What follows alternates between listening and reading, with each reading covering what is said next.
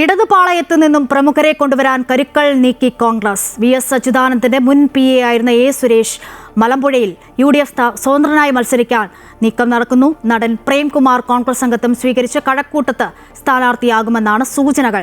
നടൻ ജയൻ ചേർത്തലയും കോൺഗ്രസിൽ ചേരാൻ ചർച്ചകൾ നടത്തി എന്നതാണ് അറിയാൻ കഴിയുന്നത്. വിവരങ്ങളും വിശദാംശങ്ങളും അൺഫിലിറ്റഡ് ഡിസൂസ തിരുവനന്തപുരത്തു നിന്നും നൽകും. അൺഫിൽറ്റർ, നിയമസഭാ തിരഞ്ഞെടുപ്പ് ലക്ഷ്യമാക്കി തന്ത്രങ്ങൾ മെനയുകയാണ് കോൺഗ്രസ്. പലരും ഇടതുമാറി വലത്തേക്ക് തിരിയുന്നു എന്നതാണ് മനസ്സിലാക്കാൻ കഴിയുന്നത്. എന്നാൽ മത്സരിച്ച് തോൽക്കുന്നവരെ മറ്റു പദവികളിലേക്ക് പരിഗണിക്കില്ല എന്നാണ് KC വേണുഗോപാലും പറഞ്ഞു വെക്കുന്നത്. അൺഫിൽറ്റർ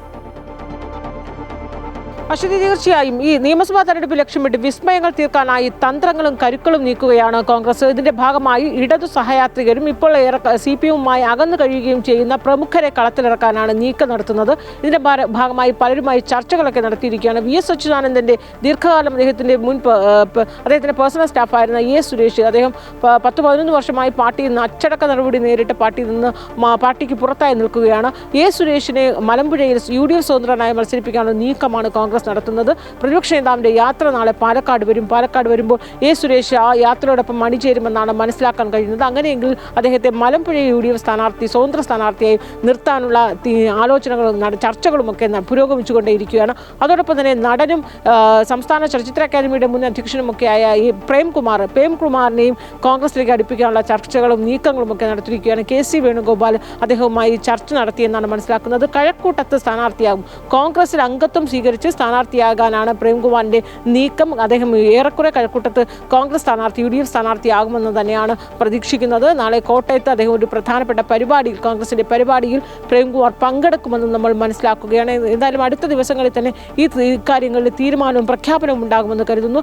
അതോടൊപ്പം തന്നെ നടനായിരിക്കുന്ന ജയൻ ചേർത്തലയും കോൺഗ്രസിലേക്ക്, അദ്ദേഹം CPI-കാരനാണ്, ഇടതു അനുഭാവിയാണ്.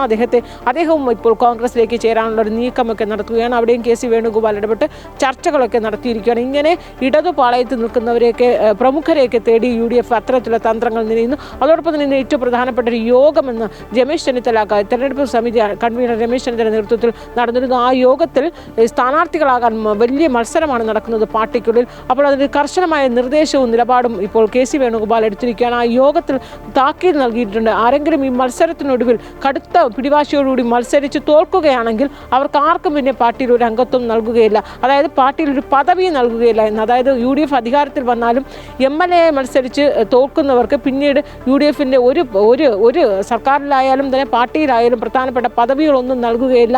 അത് മനസ്സിൽ കണ്ടുവേണം ഈ വാശിയായി തെരഞ്ഞെടുപ്പിൽ രംഗത്ത് കളത്തിലിറങ്ങാനായി വാശി പിടിക്കുകയും മത്സരിക്കുകയും ചെയ്യുന്നത് എന്നൊരു മുന്നറിയിപ്പ് മുൻകാലങ്ങളെ അപേക്ഷിച്ച് ഇപ്പോൾ ഒരു കടുത്ത നിലപാട് തന്നെ കോൺഗ്രസ് എടുത്തിരിക്കുകയാണ്. എന്തായാലും വളരെ നിർണായകമായിരിക്കുന്ന ഈ തെരഞ്ഞെടുപ്പിൽ എല്ലാ തന്ത്രങ്ങളും പയറ്റുകയാണ് കോൺഗ്രസ് നേതൃത്വം. അശ്വതി.